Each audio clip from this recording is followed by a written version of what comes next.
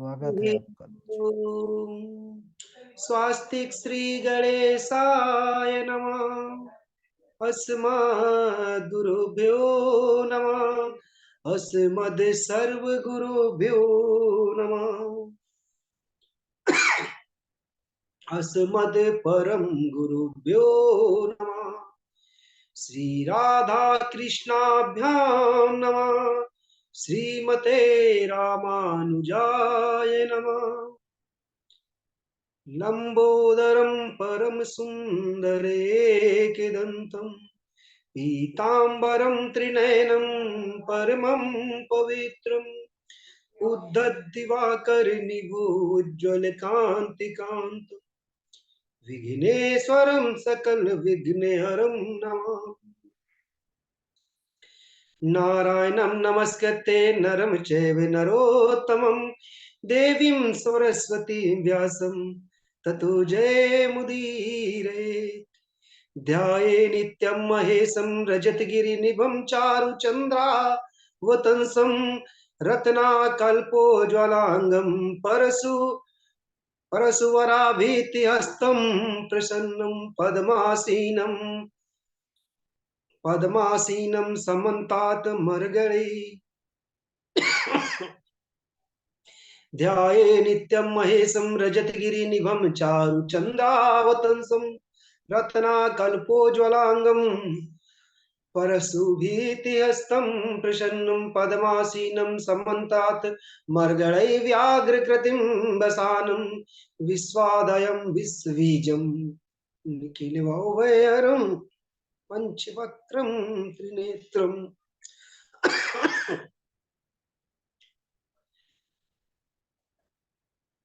श्री गुरु चरण सरोज रज निज मन मुकुर सुधार वरनौ रघुवर विमल जसे जो दायक फल चार।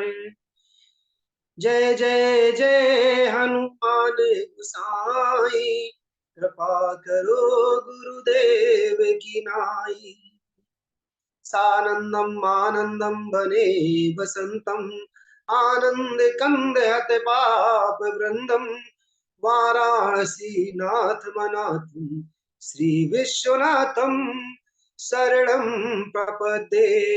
श्री विश्वनाथम शरणं प्रपद्ये।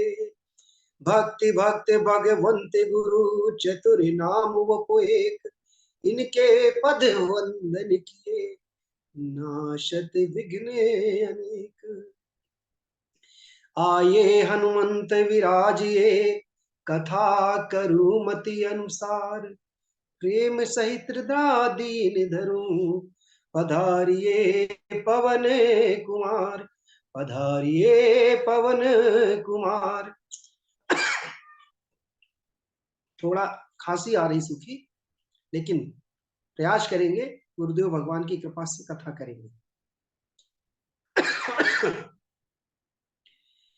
पिछले दिनों आपने वक्तव्य सुना बिंदुक और चंचला की कथा, और बिंदुक और चंचला की कथा में सूत जी महाराज सौनक आदि 88,000 ऋषियों को कहते हैं कि हे ऋषियों, जरा विचार करिए कि संसार में कैसे स्त्री और कैसे पुरुष रहते हैं। हे सूत महाप्राज्ञा सर्व सिद्धांत वित प्रभु सूताख्या में कथा सारम मम कर्ण रसायन मम कर्ण रसायन। कहते हैं हे गुरुजी, आप तो ज्ञानियों के भी ज्ञानी हैं, और आपके श्री मुख से कथा सुन के जीवन धन्य धन्य हो जाता है। और तब सूत जी कहते हैं, जिन्होंने जीवन में कभी कथाएं नहीं सुनी, चाहे साधक हो या भक्त हो या जीव हो, तो वो पशुव्रति के समान होते हैं। और भगवान शिव ने यहां प्रमाण देते हुए कहा, क्या? तृणना खादन्नपि जीव मानस तद भाग्य देयम परम पशूनाम। ऐसे मनुष्य देखने के लिए तो मनुष्य जन्म योनि में जन्म तो लेते हैं, वो कहने को सिर्फ 3 काम करते हैं। दिन में कमाते हैं, रात में पत्नी और बच्चों का संग करते हैं और सोते हैं। यही काम जानवर भी करता है। तो इस परमात्मा ने जो भेजा, किस लिए? क्या यही करने के लिए? मात्र 24 घंटे का समय होता है। उस 24 घंटे में ईश्वर के लिए आपने कितना दिया, और जो ईश्वर को दे रहे हैं वो आपकी जो आयु निश्चित की है विधाता ने, उसमें काउंट नहीं होता। कैसे? आप सभी जानते हैं कि सदाशिव जिस गुफा में तपस्या कर रहे थे, उसी गुफा में एक बार देव ऋषि नारद मुनि घूमते टहलते आ गए। गंगा का किनारा था, सुंदर वायु चल रही थी और कल कल कल करती हुई गंगा मैया बह रही थी। नारद जी के मन में विचार आया कि यहां भगवान का चिंतन किया जाए तो कितना अच्छा रहेगा। तो सौनक आदि 88,000 ऋषि मुनि कहते हैं, हे गुरुजी, नारद जी तो कभी एक जगह पे रुकते नहीं है। तो सूत जी महाराज कहते हैं, जिस जगह पे, जिस समय पे, जिस घड़ी भगवान नाम का चिंतन होता है, वो काल भी रुक जाता है। यही कारण था कि वो काल नारद जी के अंदर प्रवेश नहीं हुआ, नारद जी को कोई हानि नहीं हुई, और काम क्रोध लोभ भी नारद जी के अंदर प्रवेश नहीं किया। इसीलिए कहते हैं कि जो कथा में समय निश्चित किया गया है, वो समय हमारी आयु की वृद्धि करता है। और अगर शरीर में रोग हो जाए और मन अगर हार गया, तो यूं समझिए कि शरीर में जो रोग है वो आपके शरीर में जगह बना लेता है। लेकिन शरीर बहुत सुंदर है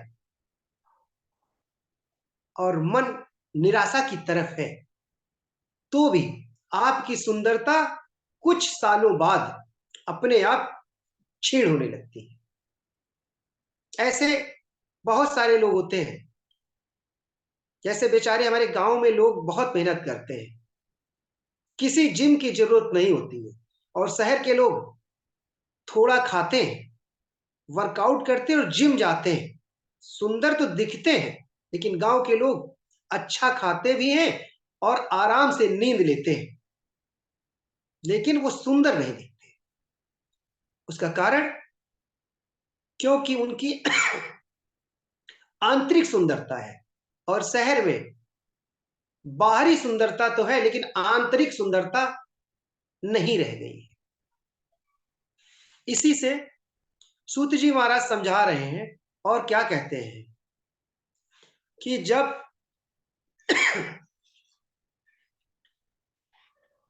बिंदु की मृत्यु हुई तो विंध्याचल पर्वत पे पिशाच बन जाता है, और जब पिशाच बनता है तो पिशाच बनने की जो आयु निश्चित की गई है शास्त्रों में, पुराणों में, 1200 वर्ष, उसे कुछ खाने को नहीं मिलता और वो वायु भक्षण करता है, जल भी पीने को नहीं मिलता, क्योंकि वो खुद तो पापी अधर्मी विधर्मी था और अपनी पत्नी को भी विधर्मी बना के गया था। इसके बाद एक दिन चंचुला संतों का संत संग करके जब उसका समय आता है तो अपना शरीर जब त्यागती है, क्यों कहा जाता है बार बार संतों का संग किए? संतों के संग में ऐसी क्या खास बात है? यानी संत यानी श्रेष्ठ, श्रेष्ठ का संगत करने पे हमें सुंदर गति, सुंदर ज्ञान और सुंदर आचरण, सुंदर स्वभाव हो जाता है। इसीलिए बाबा जी ने लिखा भी है, प्रथम भगति संतन कर संगा, दूजी भगति मम कथा प्रसंगा, और तीसर भक्ति गुरु गुरुपद सेवा चरण, गुरु के चरणों में यानी गुरु के चरणों में गुरु की आज्ञा, गुरु के वचनों का पालन करना। और चौथी भक्ति, तब किसमें, तब भक्ति आएगी, तब नाम जा पाएगा। हम लोग क्या करते हैं, यानी जो चौथी भक्ति है उसको पहले कर लेते हैं। दूसरे दृष्टांत से कहूं कि धर्म, अर्थ, काम और मोक्ष, धर्म को पहले क्यों बनाया गया, और काम को उसके बाद, अर्थ को उसके बाद, और फिर काम को तीसरे नंबर पे और मोक्ष चौथे नंबर पे। तो शास्त्रों में कहा गया है कि धन की पहली गति धर्म है। अगर धन धर्म में लग जाएगा तो शुद्ध हो जाएगा, फिर काम और फिर मोक्ष, ये एक विधान बनाया गया। इसी तरीके से भगवान चार युग, यही धर्म अर्थ काम मोक्ष है, यानी सतयुग, त्रेता, द्वापर और कलयुग। जब एक दिन चंचला ने संतों का संग करने से भगवान शिव के धाम पहुंच जाती है और माता पार्वती की सखियों में शामिल हो जाती है। एक दिन बेचारी बैठी होती और विनती कर रही होती है, किससे, माता पार्वती से। क्या कहती है, ऐसा स्वरूप माता का देख के चंचला प्रसन्न हो जाती है।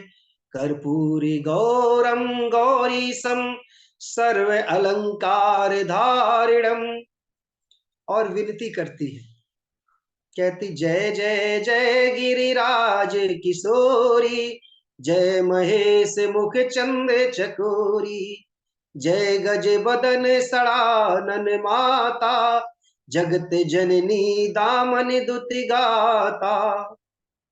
हे मैया, आपने इस पापी शरीर को आपकी कथा सुनने से आज मैं आपकी सखियों में शामिल हो गई। आज मेरा मन बड़ा विचलित है। और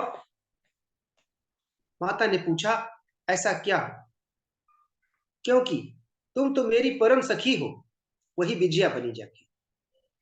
और कहती हैं कि मेरा पति सांप के काटने के कारण उसकी मृत्यु हो गई थी, इस समय पता नहीं कहा होगा। तब माता पार्वती तुमरू को लेके साथ में, माता पार्वती की जो सखी पूर्व जन्म में जो चंचुला थी, तुमरू के साथ जाती है और शिव महापुराण की कथा विंध्याचल पर्वत में तुमरू सुनाते हैं। सूत जी महाराज कहते हैं, मानस में बाबा जी ने लिखा, सूत जी महाराज ऋषियों को उपदेश दे रहे हैं और क्या कहते हैं, पति वंचक परिपत रत करही, रौरव नरक कलप सत परही।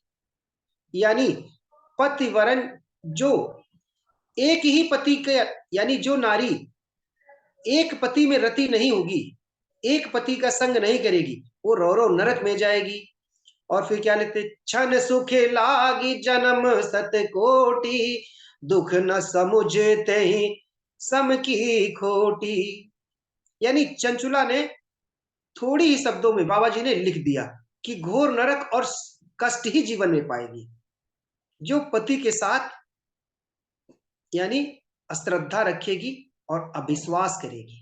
विश्वास पति के वचनों पे, पति के साथ अगर विश्वासघात करती, तो बाबा जी ने ये लिखा। और क्या कहा शिव महापुराण में, कथम सहिष्ये नरकम खंड सो देह तन्नयम। यानी इस शरीर में कई खंड हो जाएंगे, कई रोग हो जाएंगे और यमदूत मारते हुए घसीटते हुए यमपुरी में ले जाएंगे। फिर सूत जी महाराज कहते, किं करोमि क्वा गच्छामि, कावा शरणम आश्रयेत, कास्त्रास्ते माम लोकास्मिन् पंतनीम नरकाणवे। तुरंत चंचुला जो है कथावाचक के चरणों में गिर जाती है और वही उपदेश देते हैं। इसके कारण सखी बनती माता पार्वती की। जब तुमरुक नाग फांस में बांध के, ब्रह्म फांस में बांध के बिंदुक को कथा सुनाते हैं, तो बिंदुक जो है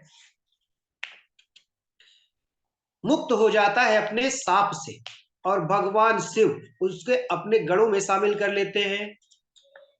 उस समय पे दोनों पति पत्नी माता पार्वती की विनती करती हैं। क्या कहती हैं कि हे देवी, आपके कारण मैं और मेरा ये पति जो कि प्रेत योनि में चला गया था, आपकी कृपा से हम मुक्त हुए। यह शिवे महापुराण, यह शिवे महापुराण, यह शिवे महापुराण, यह शिवे महापुराण। इसके बाद कथा की विधि कैसी होनी चाहिए, कथा कब करानी चाहिए? कथा का मुहूर्त यानी आचार्य से मिले, यजमान जो है आचार्य से मिले और कथा का मुहूर्त निकलाए, कथा का दिन और तारीख निश्चित करे, शुभ लगन देखे, शुभ मुहूर्त देखे। और कहते हैं कि कथा में महाराज ज्यादातर लोग पूछते हैं क्या खर्चा आएगा, तो वहां ये कहा जाता है, दो उदाहरण, कि एक पिता अपनी कन्या का विवाह करता है तो श्रद्धा और भाव देखा जाता है। इसी तरह सूत जी महाराज ऋषियों को कहते हैं क्या, विवाहे यादृशं वृत्यं तादृशं कार्यमेवहि, अन्याचिंतन अन्याचिंता विनर्वाया, सर्वलोक सर्वलोक के लोक की। यानी जिस तरह विवाह जब कन्या का पिता तय कर देता है तो किसी प्रकार की चिंता नहीं करता, और बारात जब आती है तो बड़े सुखी मन से, खुश मन से कन्या का विवाह करता है। इसी तरीके से जब कथा का आयोजन हो तो विवाह की तरीके से खुशी मन से और श्रद्धा और विश्वास को हृदय में धारण करके कथा का आयोजन कराना चाहिए।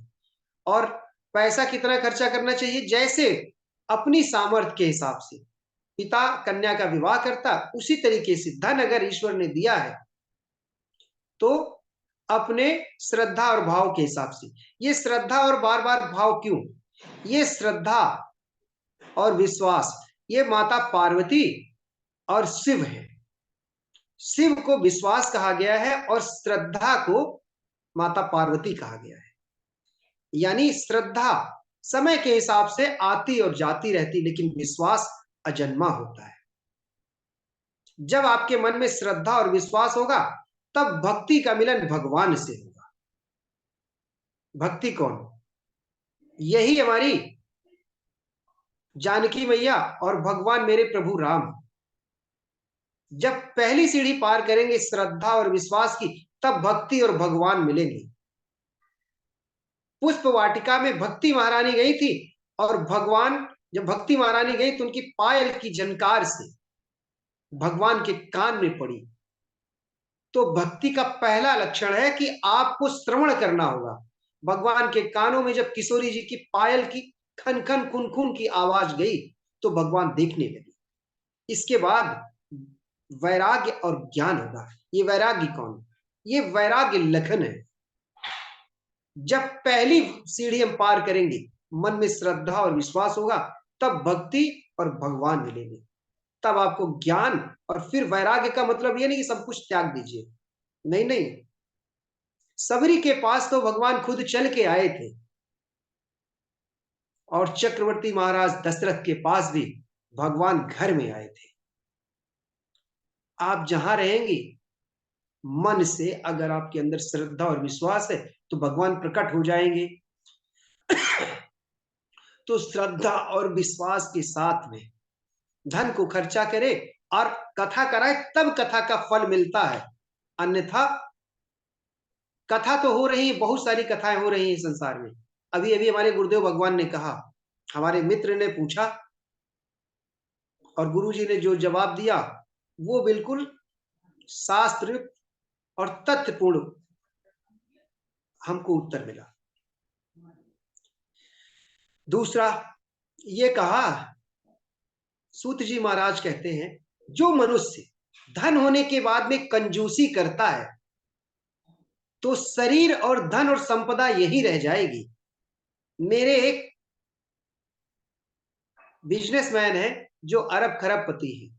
मैंने उनसे एक दिन पूछा कि महाराज बहुत सारी संपत्ति है, यूं समझिए कि उनका 40-50 लाख रुपए साल का खर्चा है, तो हमें वो भक्त मानते हैं और मैं भी उनको भक्त मानता हूं। तो मैंने उनको कहा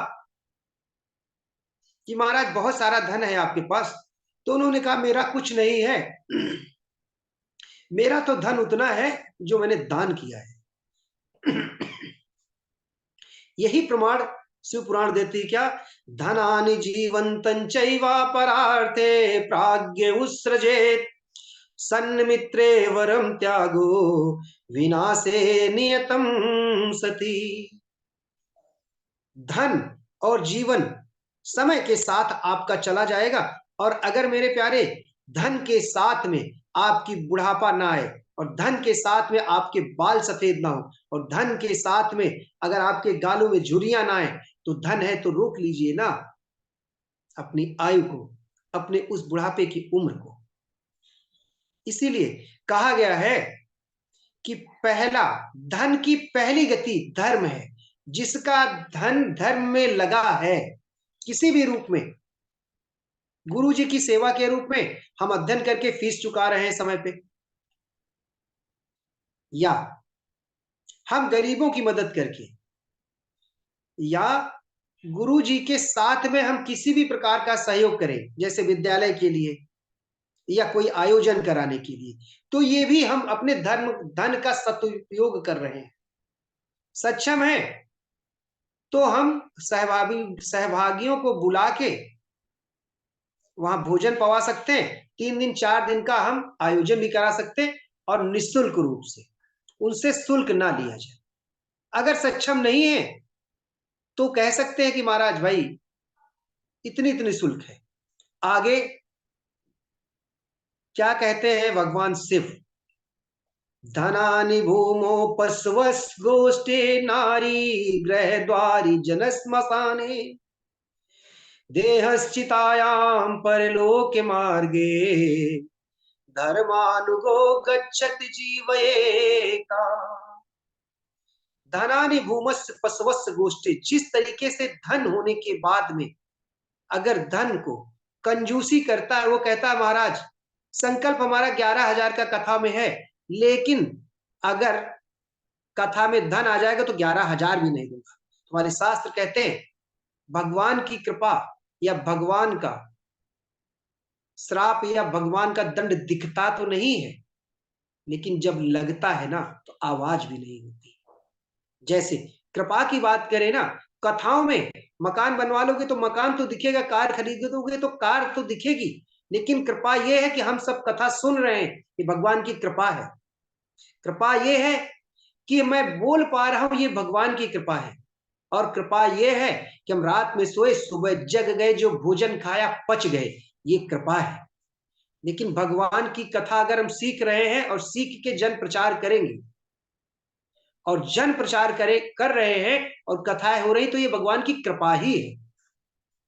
इसी तरीके से जब शरीर छूट जाता है तो नारी तो घर तक ही सीमित रहती, नाते रिश्तेदार चिता तक रहते हैं, और ये जो शरीर है जिसको हमने मल मल के साबुनों से सुंदर बनाया, ब्रांडेड ब्रांडेड शरीर, और जब मरता है ना तो ब्रांडेड शरीर को 5 स्टार होटल में रखो और पहले पार्टी करो ना, क्योंकि ब्रांडेड है ना। तो ये शरीर भी चिता के साथ भस्म हो जाता, तो गया क्या, गया वही जो आपने दान किया। और कहते हैं सतयुग में जप तप के द्वारा पुण्य मिलता था, अब ना तो कोई जप कर पाएगा ना तप कर पाएगा। आपने 2 दिन जप किया या 9 दिन जप किया ना, तो महाराज 9 दिन जप नहीं, 1 दिन जप करने के बाद भी इतना खा लेते हो, और फोन आ गया ना तो हंस हंस के बात करते, उसने उधर से कोई मजाक की बात की या किसी की बुराई की तो वो भी सुन रहे हो, तो खत्म पाप, खत्म पुण्य हो गया आपका। और त्रेता में यज्ञ होता था, अब कोई यज्ञ भी नहीं करता। अगर कोई आचार्य ब्राह्मणों के द्वारा यज्ञ किया जाए ना, तो कहते अरे महाराज बोल दिया कि 2 टीन घी ले आना ना, तो ऐसा लगता कलेजा निकल आया उसका। तो यज्ञ भी नहीं होते, गिने चुने हमारे संत महाराज वगैरह ही करते हैं। और द्वापर में मूर्ति पूजा, भगवान की पूजा और आस्था और साधना होती थी। और इस कलयुग में एकमात्र सिर्फ दान ही है। दान के कारण हम अपने पुण्यों को बचा सकते हैं, पुण्यों को बढ़ा सकते हैं और पाप को खत्म कर सकते हैं। जिस तरीके से बैंक में रखा हुआ पैसा एक समय बाद खत्म हो जाता है अगर उसको यूटिलाइज नहीं करेंगे तो। इसी तरीके सूत जी महाराज कहते हैं कि कलयुग प्राणी नरक में जाने से कैसे बचे। तब कहे असम प्राणम वक्ताराम कथाम श्रवन्ते नरा भुक्त्वा ते नरकान सर्वास तथा काका भवंत ही। यानी नरक में जाने से जब कथा हो रही हो तो चाहे यानी पिता का बालक ही व्यास गद्दी पे बैठा हुआ हो, तो उस पिता का भी फर्ज है कि व्यास महाराज को प्रणाम करे और भागवत भगवान शिव महापुराण को प्रणाम करके बैठना चाहिए। और जब कथा हो रही हो तो बहुत बात घुटने दर्द करने लगते हैं, लोग पैर फैला लेते हैं व्यास भगवान की तरफ, व्यास गद्दी की तरफ, तो वहां पे अपराध कर देते हैं। तो ऐसा कदापि ना करें। दूसरा, भोजन के आहार विचार के बारे में बताया। अगर शरीर में ताकत है तो फलाहारी रहे या एक समय भोजन करे या निराहार रह के 7 दिन या 9 दिन की कथा को सुनने पे उस कथा में भगवान के साक्षात दर्शन हो जाएंगे और जिस मनोकामना से करा रहे हैं वो कामना भी पूर्ण हो जाती है। इस तरह से कथा को कराना चाहिए। और क्या कहते हैं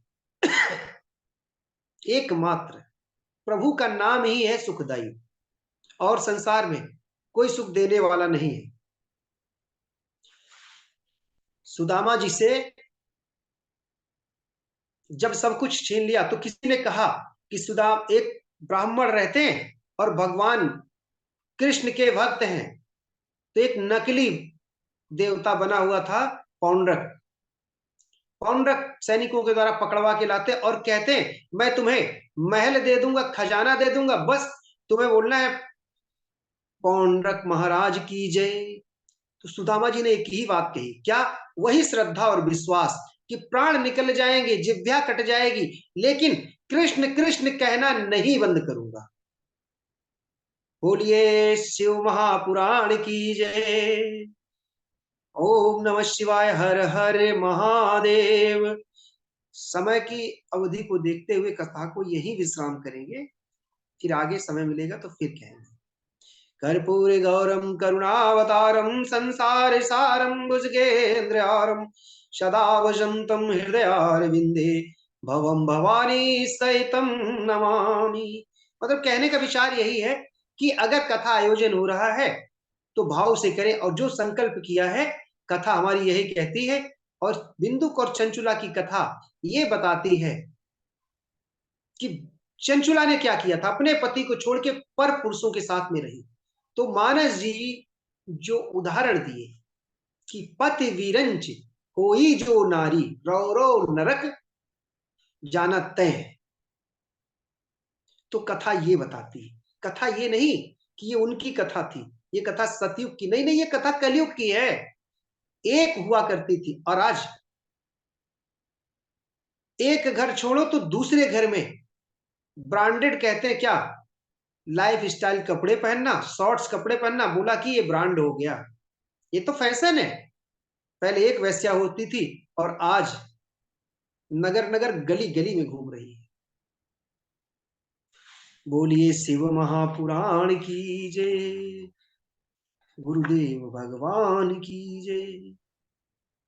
जी गुरु जी, कथा विसर्जन। चलिए, बहुत बढ़िया अभी बहुत नंद सुंदर जी भैया। प्रस्तुत कर रहे थे। क्या बात, क्या बात, क्या बात है भैया, आनंद जी।